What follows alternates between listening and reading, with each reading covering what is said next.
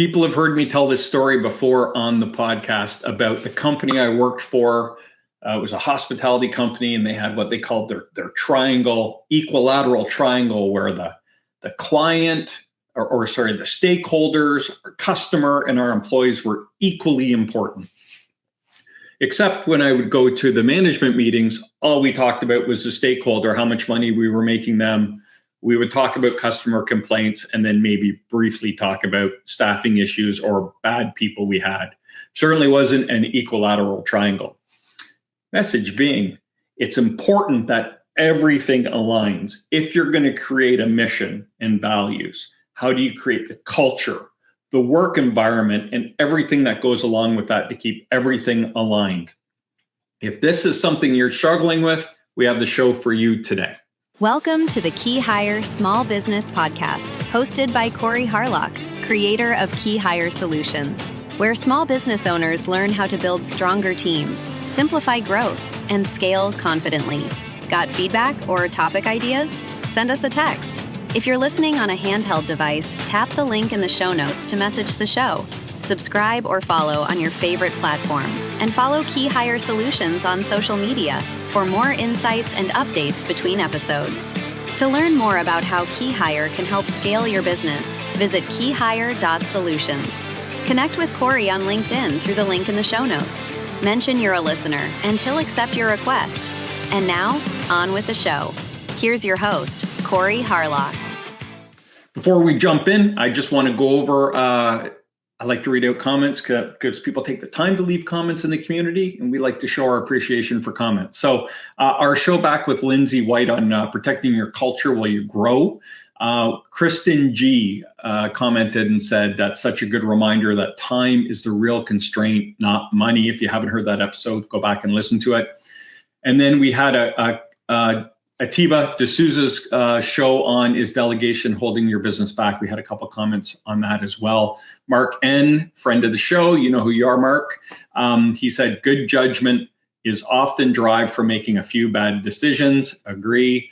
Jenna E. took the time to comment and said the shift from control to coaching is where delegation really starts to work.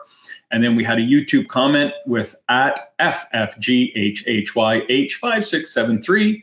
And they said they can't wait to watch the episode. They just bought a franchise and they're trying to figure out that sweet spot between delegation and owning the process. Hope that show helped you out. Okay, let's get on with the show.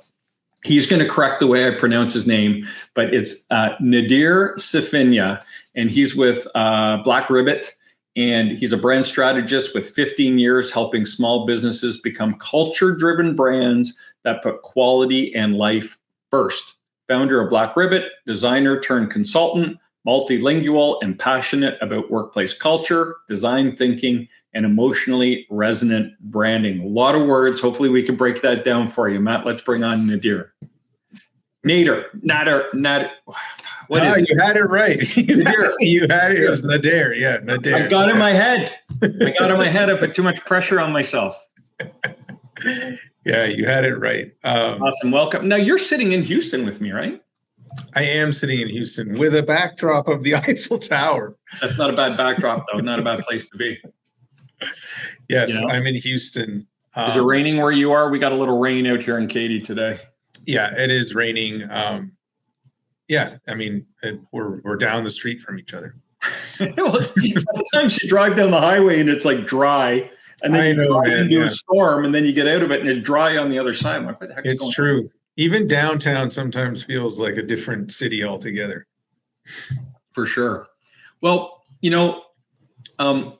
do a lot. So yeah, we always like to start the show with definitions. So walk us through what it means to align, or what it is you specialize in. Why don't you kind of go through there, and then we can talk a little more about break it down into some more definitions. Sure. And it is complex. It's almost we're practically creating a category. I describe what we do as culture branding. In 2 words, it's culture branding, because we are literally branding your culture. That said, the company and what we do categorically is a systems design company. So systems design is about designing systems. Our anatomy is a system. A hospital is a system. A city is a system, and so on. So what happens within systems? It's a convergence of all these different variables, right? Different departments, different personality types, different languages, possibly, different functions, and so on. And yet they somehow have to work together to create a cohesive output, a cohesive machine, a cohesive function. I love using the anatomy as an analogy because, in order for us to exist, for us to work, for us to function, our hands to function, our limbs to function, our eyes to function, et cetera, everything sort of has to work together. Our feelings are part of that system. Our ego is part of that system. The way we think, our consciousness, our unconscious, our psychology. Right. It's so all part of the you're system. touching on the physical and the kind of non-physical, right? That's right. Exactly. And so when you're thinking about an organization, or again, any system, and you get to the functional side of it, what does this organization produce? What is its products? What is its services? How do they do that? How is it operationally run, et cetera?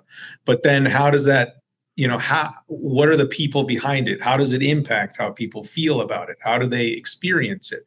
And all of these things are part of that. And my program and the model I'm calling culture branding is touches all of those elements because it's a systems design that's rooted in the convergence of culture and brand with a deep focus on brand or the experiences you're trying to create as the output, and culture or the lived belief system or set of guiding principles of an organization as the input. I think what I'm hearing is when you say culture branding, it's kind of almost doing it in reverse, where you create your brand and your mission and your values, and then you try to create a culture around that. Are you talking about kind of, hey, here's your culture, let's build a brand around what you already have instead of trying to change or funnel people into a specific way of doing things? Mm-hmm. Yeah, that's a good way of looking at it. Because what we, the argument is that culture is your brand. If brand is if brand is a gut feeling about a person, about something, Marty Neumeier defines brand as a gut feeling about a product, service, or company. I push it to, it's just a gut feeling about anything. And and culture is defined as a lived belief system or a set of guiding principles. Both are a consequence of behavior. And you could go so far as saying, if culture is your lived belief system and brand is the gut feeling that creates, then ultimately your culture is your brand. And in culture branding, we are getting at our first goal is to uncover what people experience, what people feel when you are at your best. And when you are at your best, that is the lived belief system that you want to repeat over and over again. So that's where the culture work comes to the surface. And we essentially create a model where we're showing you a mirror image of what you look like, who you are, how you behave when you're at your best. And when you're at your best, people will react a very specific way. What I'm not hearing is mission vision. So does that tie in at all? Because you're using brand and culture, and traditionally my mind goes to mission vision brand mission vision brand. So are we talking, is it kind of a deviation from that? That's a really good question. Thank you. I get lucky every now and again. It's a really good question. It's not a deviation. It's also mission, vision. So let me back up. Traditionally speaking, in a traditional brand strategy, you have roughly 20 some odd components. That includes your vision, your mission, your values, your brand pillars, your unique selling proposition, your benefits, and so on. And then traditionally, again, your strategies are typically split. So you'll have a customer brand strategy, designing the customer experience. What is the vision in terms of how we want to change the world? What is the mission when it comes to our customers, how we want to serve them, and so on. And then you also have an employer brand strategy. And that speaks more to, how do we develop an organization and a place to hire or attract the best talent who's going to produce the best output to meet our mission for our customers and so on. So that in itself, I believe, and through my own experiences and my studies and all the work that I've done and we've done, that there's a miss there. There's a break, because what happens is you're designing specifically for the experiences of the customer without the employee experience in mind. You're actually creating an environment that's purely customer driven, to the point where even when you talk about the employer brand strategy and customer brand strategy, it's in the name. Why is it not employee brand strategy and customer brand strategy? So the employee is like missing from the equation somehow. And in the culture branding model, you're converging the two strategies. It's still a dual strategy, but you have one vision statement. It's your change the world statement that everyone can get behind. And then you have two mission statements, because your mission statements are the operational, how we intend to achieve our vision statement. And the mission statement is different if you're a customer and if you're an employee. How you intend to achieve that vision through customers and employees can't be the same logically. And then you have the same values, because you want to treat everybody the same way, whether they're an employee or whether they're a customer. And when you design it in this way, now you have converging strategies so that you can ultimately create the same experiences for all people, i.e. treating everybody the same so that everyone will tell the same story about you. And that outline, that framework, is what drives and guides and challenges a company's behavior, ultimately creating the culture. And so that's interesting, because we all know companies that they want to deliver the best customer service, but inside the company, they're not delivering the best employee service, right? And so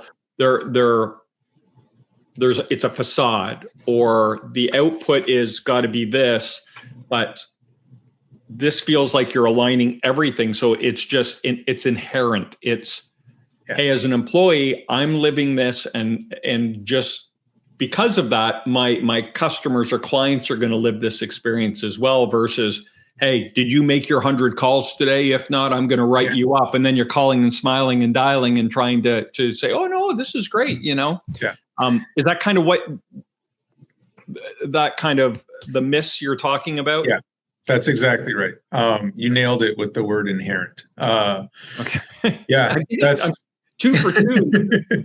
Yeah, that's exactly what it is. When you design for two experiences, and it's typically the two experiences, inside and outside, what happens is, it's what you're describing. You have leadership, marketing, branding, sales, advertising, all focused on the customer experience. And then you have like HR, maybe change management, recruiting, coaching, focused on the internal experience, on the employee experience. And the two sides never talk. So you have this broken relationship between employee employers, employee customers, or they do talk, and all of those internal stakeholders' job is to get people to deliver on the other strategy, right? And that's where that pressure comes in from HR. Like, oh, we got to have a talk. You didn't meet your quota today, whatever it is. Exactly. And I don't know that it's fear-based, but it's like rule-based. It's all stick, no carrot. Yeah. Essentially. Yeah, it's become, not even that it's become, it became so ingrained in our expectations that, I'm going to pivot a little bit. Think about the prospective employee journey. When you're applying to a job, how often is that described as fun? Oh, it's a horrible pleasant? experience. It's a horrible That's experience. the thing I talk to my clients about all the time. Like, people don't have time for all this craziness. No. As soon as you're an inconvenience or a pain in the ass, they go, I don't need to do this. They go on to the next one. And it's just horrifying. And frankly, statistically, most people, looking for work are either in a place of desperation or they're in a place of, like just complete dissatisfaction, just misery or depression or whatever. Even mild dissatisfaction. Yeah. Even mild dissatisfaction. True. And mild dissatisfaction over time is just a killer. It's just an absolute killer. 100%. And so what's happening is, you basically have this model set up that's not even designed with the human in mind. And we have become so accustomed to it that, it was never really challenged. It was complained about all the time, but it wasn't challenged in a way to that really created a system that made it more optimal for the prospective employee, to the point where, in simple terms, your Glassdoor reviews and your Google reviews hardly ever match. And ultimately, that's an interesting point, because Google is customers and Glassdoor is employees. Yeah. That says a lot right there. Exactly. And well, to double down on that, your Glassdoor reviews literally have these very high highs and very low lows. There's almost never anything in the middle. People aren't compelled to say it was okay. No, that's right. And so what this, the intent of this model, this dual model, is to create a system that injects core principles that create that experience when an organization is at its best. Right. So it's taking into consideration at every given touch point.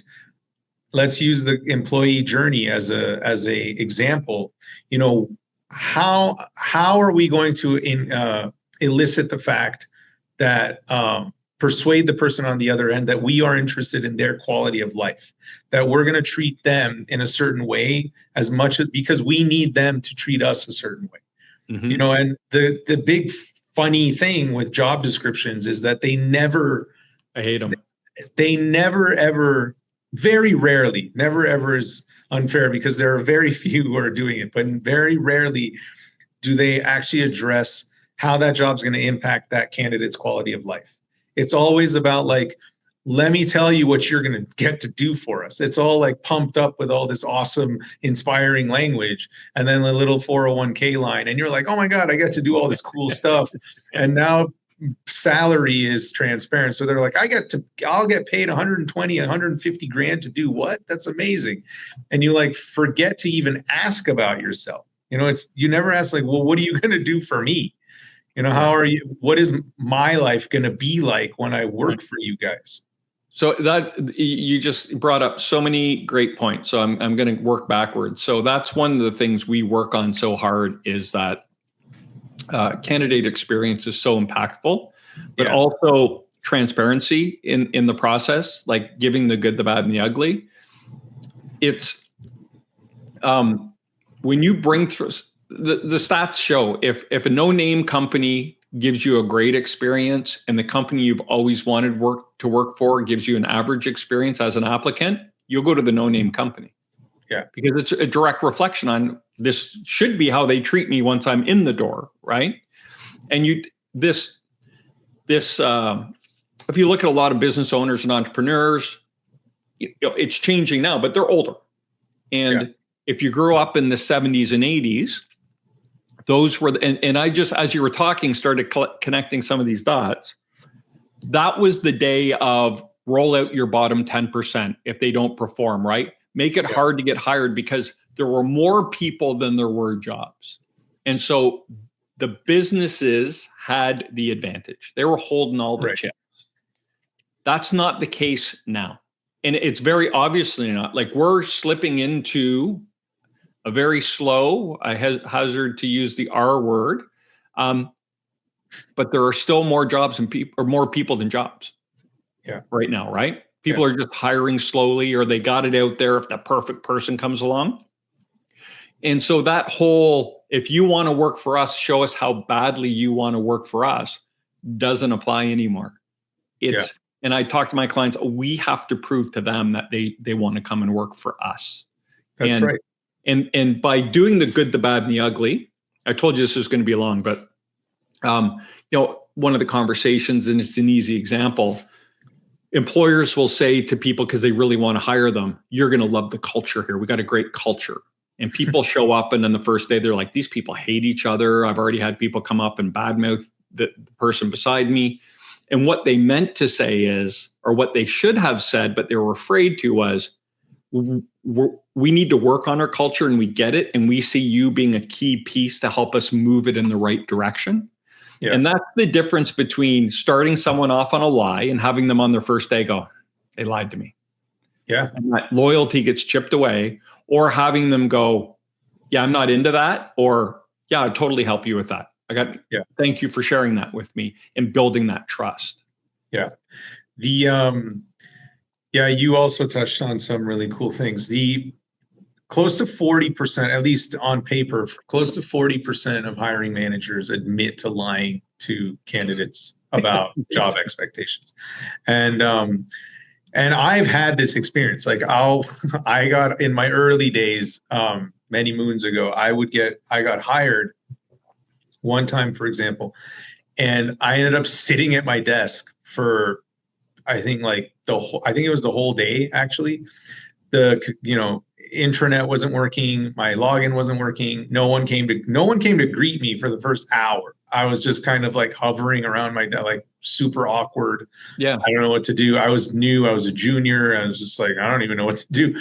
And, and I didn't, this is before we're like putzing around on this thing. I was just sitting there like, okay, I started doodling, like, I don't know what to do. And, on the other point that you made, you'll know the day of, if not the week of, exactly what the culture is like there, because whoever's quote showing you around is going to be like, watch out for Corey. Like, you can't really tell him anything. Just tell him what he wants to hear, because he gets super defensive. Don't talk to that girl over there. If you need to, never go to HR. They'll just start telling you all the things, and instantly you're going, Jesus, what did I just walk into here? Yeah. And to your other point, our culture is really great. I really like the way you articulated what they should have said.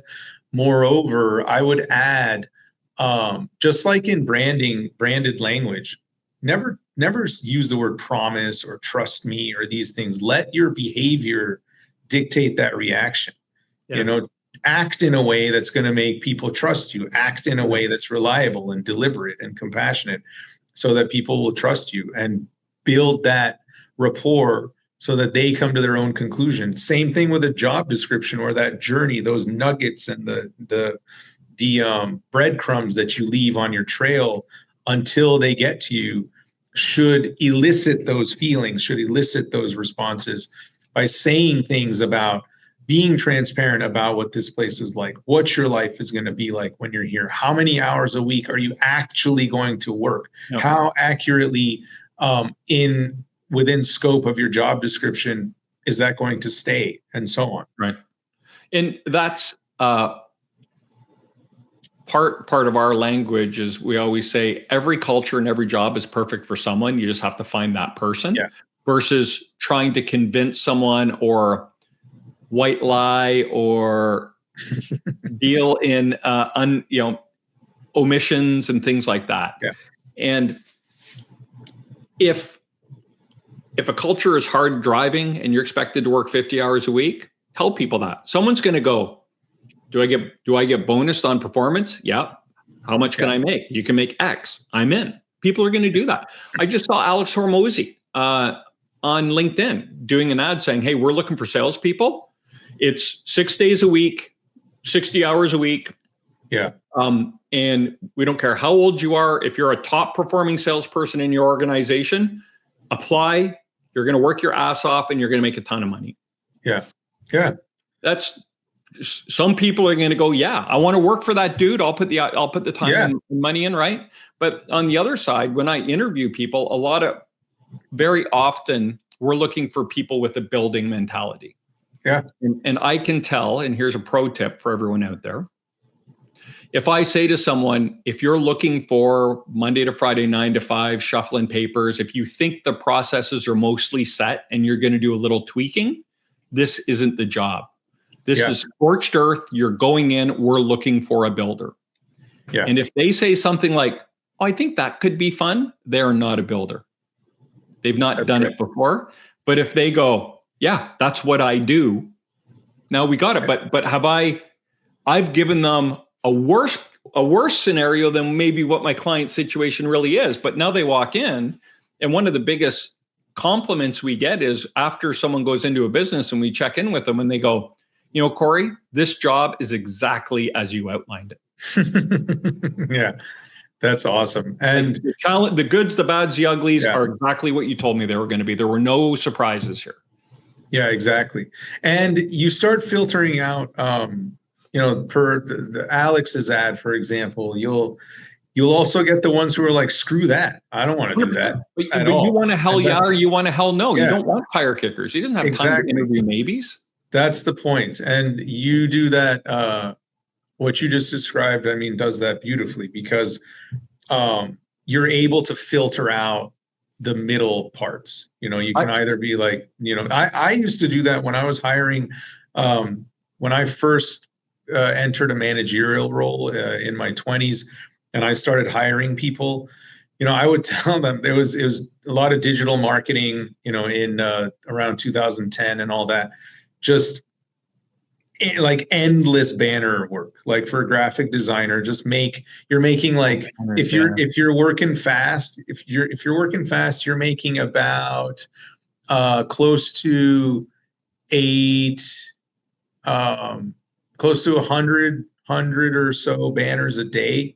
And I would tell them that. I'm like, I know you want to get creative. I know you need a job. I know you want a job, and you like to have variety in your work. I'm telling you right now, you're going to be making banners all day for about, 90% of the time.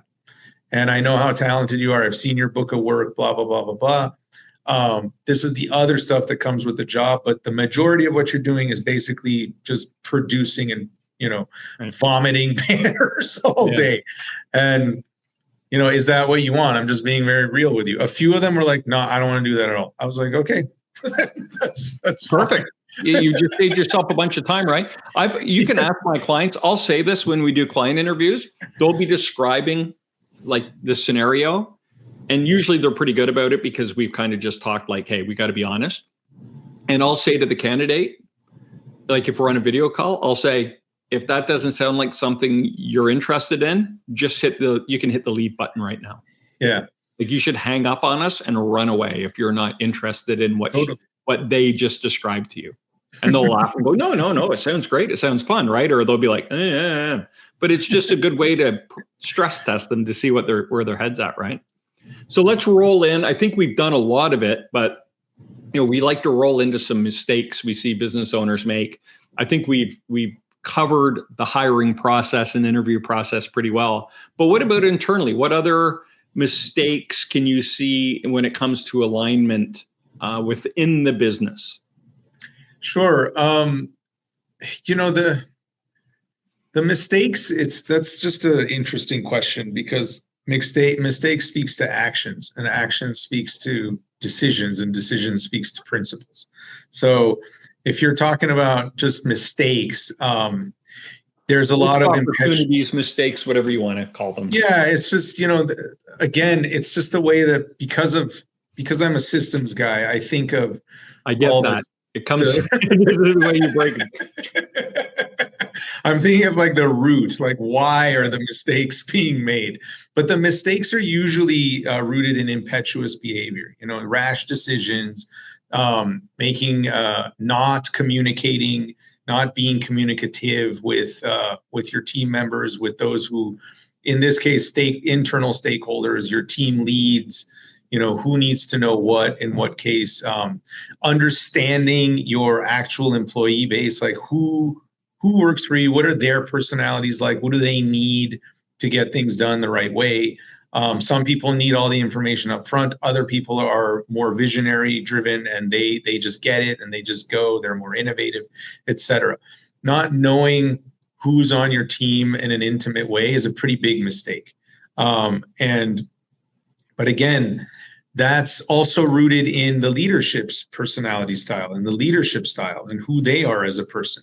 So that's why I don't love the word mistake, because I think that everyone can get aligned when their strengths are noted and let's call it their shortcomings, their sort of weaknesses are noted. And that's where you start creating alignment, because you're like, hey, Corey, you're really good at this. And I'm really good at this. I'm not good at that. And you're good at that, and so on. But if you can bring it all the way back, which speaks to my program again, the culture branding model speaks to core principles. I'm not even talking about values. I don't use the word values as much because it's become such a buzzword. And I hate that, because values are important and they are drivers of behavior, but they've become the words on walls thing. But core, absolute, non-negotiable principles, 3 to be exact, can be the drivers that challenge and guide all actions across the board, so that you're acting in a aligned way, in an agreed upon way.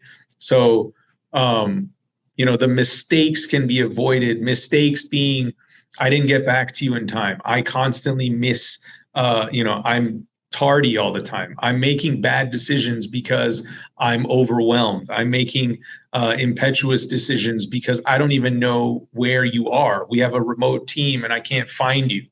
Like these things.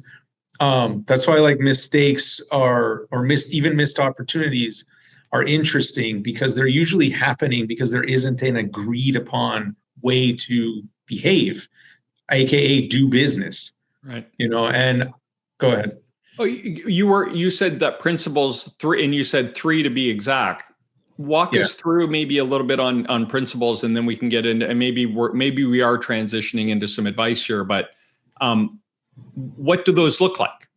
Sure. If you're only using 3, it feels very finite and very specific about. I'm sure with your process, there's a very kind of, each one needs to identify something. Yeah, exactly. It's actually really cool. Because it's liberating. So the 3 principles are distilled from the dual strategy I was talking about earlier. That dual strategy, includes everything from why you exist, why anyone should care, why employees should care, why would anyone want to work for you, why would anyone want to buy from you, and so on. And ultimately, those principles are extracted almost like deciphering a password or a code or a combination from your lived belief system. The fastest way to get to that, just for the sake of this exercise, is to identify how people feel, how people experience you, what they say about you when you're at your best. Right. And when you're at your best. Me personally, the owner personally, or that leader personally, or the brand or the company? The company. Okay. The company. So when I say people, I mean employees, customers across the board. So it's a collective. It's a collective. Okay. And so, for example, if I went to 10 people and I asked them about Corey, what would they say? Right. Like when Corey is at his best, what would they? Wouldn't be good. I doubt that, but we're not looking for what is bad specifically. We're looking at what is good. And so you distill that down to 3 core principles specifically, because we're talking about 3 verbs that have to embody a mindset and an action so that they're so it's operational. So basically you identify 1 as showing up, 2 as being, and then you act. You show up, you are, you act. You show up, you are, you act. And so in my case, I'll use my own as an example. So the Black Ribbit, and I call it the culture brand statement, or the culture brand filter rather. And it's Black Ribbits is we do everything we do because we value reliability, compassion, and deliberate action. So we show up reliable, we are compassionate, and we act deliberately. And so when you look at every action through that lens, every decision, every choice, every idea, is this reliable? Is this compassionate? Is this deliberate? Am I being reliable? Am I being compassionate? Am I being deliberate? Is Corey being reliable? Is he being compassionate? Is he being deliberate? And right. So on. Are we being reliable? Every time anything is happening in any interaction, you run it through those three guidelines. And now you have a binary yes or no model going, am I being reliable? Am I being compassionate? Am I being deliberate? The reason that you get, and then you distill it down even more specifically, it has to work sequentially. It has to work in that order. I'll give you another example. Yeah. If I'm only compassionate and deliberate and not reliable, well, I was never there to begin with. So what difference does it make? If I show up, I'm reliable and I act deliberately, but not compassionately, then I might be impetuous. I might be rash. I didn't hear you. I didn't listen to you. I don't know where you're at.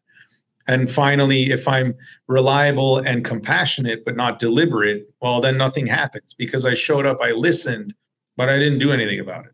So in every organization and client that I work with, those words are some form of showing up, being, and acting. And showing up, being, and acting. I love it. I think it's amazing. Yeah. And it's super simple. And it's formulaic in the way that when you are those three things, it's reverse engineered from how people react and experience you when you're at your best. Right. So when you are those three things, people will inherently react and experience a very specific feeling. And in my case, it's compassionate design, which means that every interaction was created with the recipient in mind only. So when we act reliably, compassionately, and deliberately, the recipient feels like, oh my God, they heard me, I feel seen, and they're acting with me in mind. And that's how that's created. Think of it like 1 + 2 + 3 = 6. And 6 is absolute. You have to have all three coexisting for that to happen. And as I'm thinking about it, I think you have to do it in that order as well. Oh, yeah. Right? You have to show you're compassionate before you can do the others to have those make sense. You can't do them in a reverse order. You can't do number 2 first.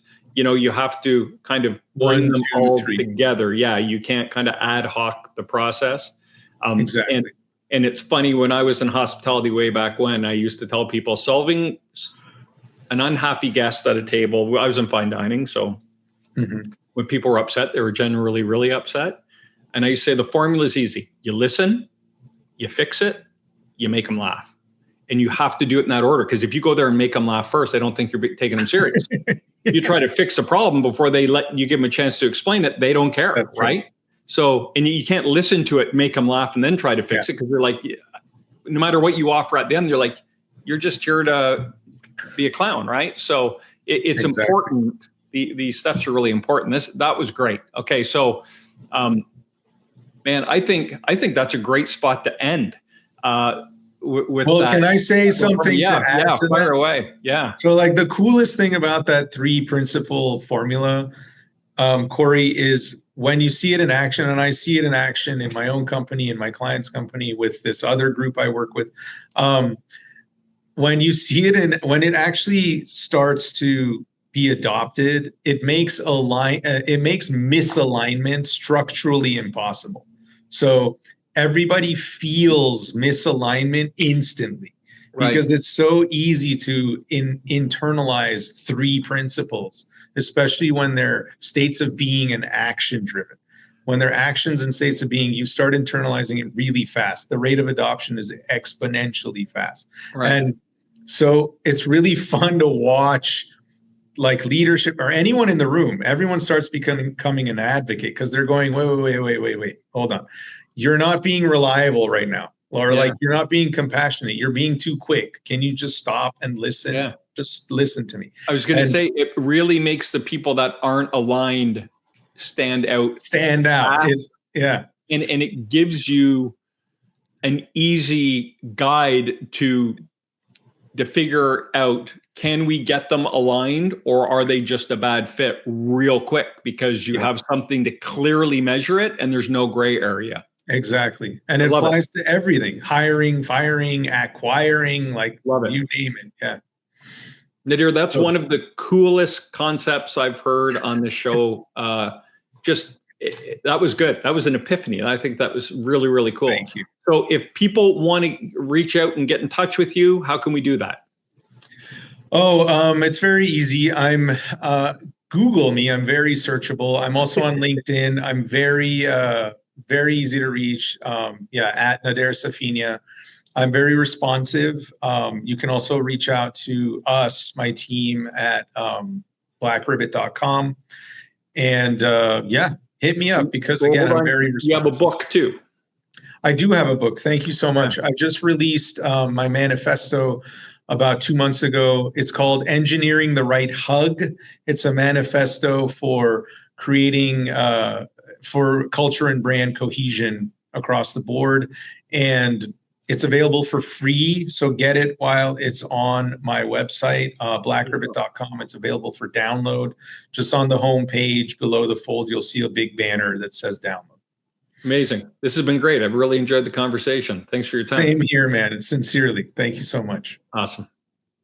Nader Safinya, that was great. Really, really good stuff. I hope you got some great takeaways from that. And if you did, follow the podcast, whether you're on YouTube or Apple or Spotify. We're out here trying to help small business owners, so help us spread the word. My name is Corey Harlock. I've been your host. Until next time, stop grinding, start growing.